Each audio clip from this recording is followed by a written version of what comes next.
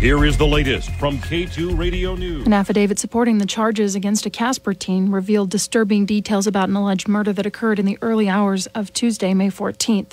The Casper Police Department and Natrona County Sheriff's Office were called by another juvenile who reported that a female, later identified as Linnea Brown, had been shot.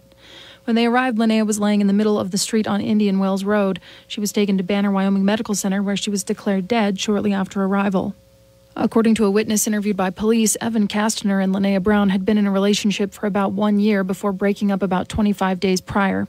Around midnight on May 14th, the witness received messages from Castner that he shared with law enforcement. In those messages, he said, "I am actually about to kill someone. Like, seriously, I am." The witness told investigators he tried to rationalize with Castner and even went to Buckboard Park to try to stop him. The witness allegedly attempted to physically restrain Castner and had him pinned to the ground at one point. During the struggle, he believed that Castner had a gun in the front waistband of his pants. The witness was getting into a car to leave when he saw Castner approach an individual in a hoodie. He thought they shoved each other, and then he heard a gunshot and the person fell to the ground. He believed that person was Linnea Brown due to her height and hair color and the way she walked up to Castner. Detectives later found a series of screenshots from messages on Linnea's phone. These were threatening messages, and he said, "I hope that you die in the most painful way possible." Linnea had allegedly been receiving texts and calls from him for some time. Before the park incident, she reportedly said that she just wanted to live in peace and that he was not leaving her alone. Another witness to the shooting told police that he was going to the park to support Linnea, who wanted to confront Evan.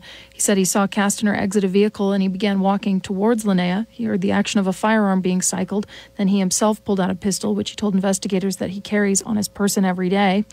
The witness said that he heard a gunshot and then began running back to a van with another person whose name was redacted from the affidavit. And he remembered Linnea and he went to check on her, and he said he worried that Castner was going to try to come back and shoot them, so he fired 2 rounds at Castner. In another interview, a female juvenile said that she had been talking to Castner and he was staying at her house. On May 13th, she was hanging out with friends and waiting for him to come over. When he arrived at about 10 p.m., he said he wanted to kill someone. She believed Castner had been drinking because he was not walking straight. She alleges that he was texting Linnea and he got angry when another person started messaging him, telling him to leave her alone. She says she tried to keep Castner from leaving, but he allegedly stood up and popped her in the knee, which she said hurt bad, and it made her give up. After he left, Castner called her on the phone, and they were talking when the shooting happened. Then Castner came back to the residence, refusing to leave before law enforcement arrived. And while in custody, he told investigators prior to the shooting he had been at his father's house, where he drank about 14 shots of Tito's vodka in one single large drink before topping it back off with water. While communicating with Linnea through Snapchat, he received messages from an unknown number and agreed to meet at Buckboard Park. Castner said he drew a Glock 9mm pistol as he and Linnea approached one another. He said it appeared Linnea was going to punch him when he shot her from about 3 to 4 feet away. The suspect said he got the pistol from his mother's house about 3 days before. Throughout the investigation, a search warrant was executed at 3569 Gala Bend, where the Glock was recovered from a dresser. Detectives found multiple text messages in Linnea's phone from Castner leading up to the tragic event that happened at the park. From April 15th to May 13th, a detective counted 5 different telephone numbers, and the conversations appeared generally similar in content. Castner was arrested and charged with first-degree murder and stalking.